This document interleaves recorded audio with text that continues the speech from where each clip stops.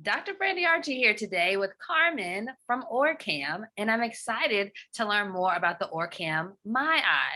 I've got a few questions about specific situations that my clients have issues with, and I'd really love to see how My Eye would solve them. So I work with a lot of people with macular degeneration, and they struggle to pick up something at home and figure out what it is really quickly, which is something that's really easy to do when your vision is fine. How would this work for someone trying to read maybe like a canned good? The device has over a million barcodes installed in it, and you can install about 100 to 200 more. And what you would do is you would just have the device scan the barcode. I'm going to show you in 1 second. Don't have the canned soup, but I have this breadcrumbs. And I'm just going to show you, I'm going to put the device on my glasses with the magnets.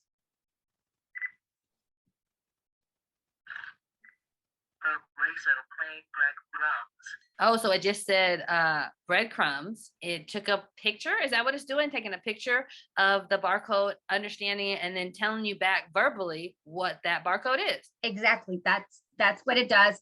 I'm going to try with something else, and Okay. let's see if it picks it up. Gelatin dessert strawberry. Did you hear that? Yeah, it said Jello gelatin flavor strawberry. So we even got the flavor, because even if I know that I put all my Jellos in one spot in the cabinet, I might not know that this is strawberry and this one is cherry. So Exactly. That's important. So that was really easy. Well, now, what about reading a piece of mail? Sometimes there's so much junk mail. People just want to be able to find the most important items and work on reading those. So if they were to open an envelope that they thought was something that was important, how would it read the information inside? Oh, Dr. Brandy, it's got several ways. First of all, you want to know, is this really what I want to read? So you can actually just point at the bill and just towards the top. November 5th, 2021, subscriber ID 034233.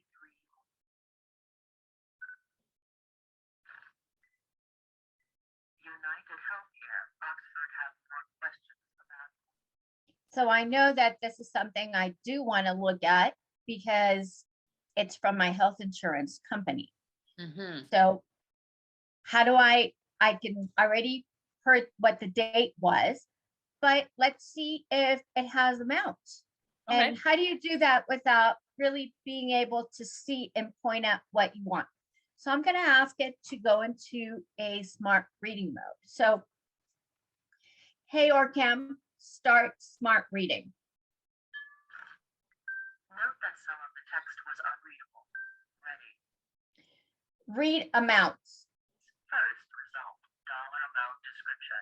Second result, $267.70, the most that is available to pay for covered benefits under your plan. Third result, $0 amount paid by other carrier if applicable. Fourth result, $232.70, the amount paid by. So as you can see, it read all the information that I needed, and I'm going to be able to extract the amount that I owe. Yeah, that's really a big improvement on things like screen readers. And when I can there's also devices where you could scan documents and have it read out to you, but it reads everything that's on the page. So being able to just quickly be able to say, what are the amounts? And, on health insurance bills, there's usually multiple amounts, and it told you what those amounts were and what they were tied to, like how much the insurance paid and how much you owe. So that's really valuable. It looks like it does quick things really well. So we really just wanted to pick out a few pieces of information. What if somebody wants to read a book? I know that audiobooks are available and they're great, but sometimes people still have things that are physically in print that they'd like to be able to read. So how would it work to start and stop reading a page in a book? Well, that's very easy. Let me find one of the many books I have here. There's a lot of different ways I can do this. One is I can point at it and have the device start reading a little bit above the line where I pointed, or I can just have it read the whole page. The beginning of the laundry struggles are nothing, of course, sarcastically, only nearly screwed my wrist off in that room with all the waxworks. Like a cowardly bully, only struck the bell with the hammer. So it really quickly picked up the page and started reading. And then once it did that shutter sound, you didn't have to hold the book up there the whole time. And then you were able to stop by putting your hand up. And then could you restart at the same spot if you're just like wanting to figure out what somebody else is telling you and then come back to your book? You can definitely do that. And the stop start time is something that you can define in the, So it's in the programmable. app. Yeah, definitely. This has been really helpful. I can see a lot of ways people who have low vision or maybe even no vision at all could use this. It's pretty accessible. One question though is, what if they're also hard of hearing? Can it be made louder or can it connect directly to a hearing aid, or what are some of our options in that situation? I'm so glad you asked me that. First of all, a lot of people that are hard of hearing are able to hear the voice, the tones of a male voice versus a female voice. So the female voice is called Kendra and the male voice is called Brian. So I can change the voice to Brian and it's a deeper voice. You're going to be able, the tone itself is going to help you. So you can have it connect to a Bluetooth device. So if you're in a room and you just wanted to read a book and it's reading it to you, you can have it set to a Bluetooth device and just hear it from a speaker.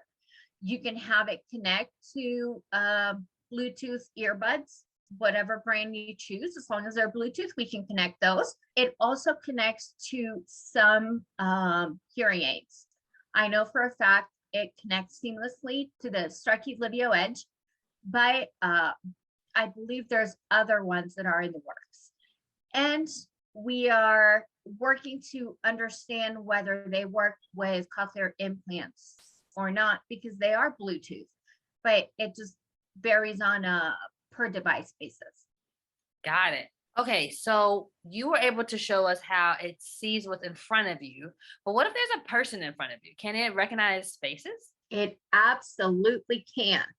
Now, you all remember my name, but let's see if OrCam does.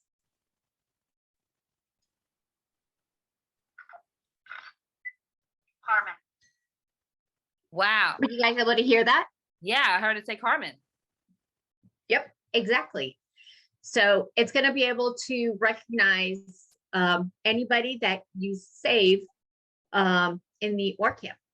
So previously, you basically took a picture of yourself and told it that your name is Carmen. So anytime it sees your face again, it says Carmen. So I could do that for my spouse or friends and family, or maybe grandkids who are running around, and I want to be able to speak to them by name instead of saying, hey, you come over here.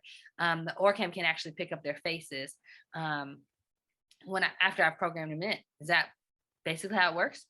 That's basically, would you be open to me saving your face on the device?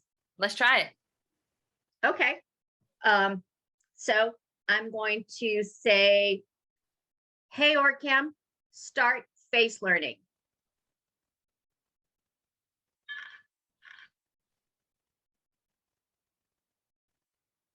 Please name the person in front of you after the beep. Dr. Brandy, confirm. Okay. We have learned you. Okay. Now I'm going to see if it recognizes you. Dr. Brandy. Wow, that was quick and easy. So it even learned my face from a screen. So let's say somebody was Zooming with family or friends that's out of town. You could learn their faces from the screen on FaceTime or on Zoom. And then when you're in person, then you would easily know who it is. Exactly. So I appreciate this quick tutorial on some of its most basic features. I look forward to having you back to talk more about how to use OrCam, maybe outside of the house. So thank you. You're welcome. Thank you for having me.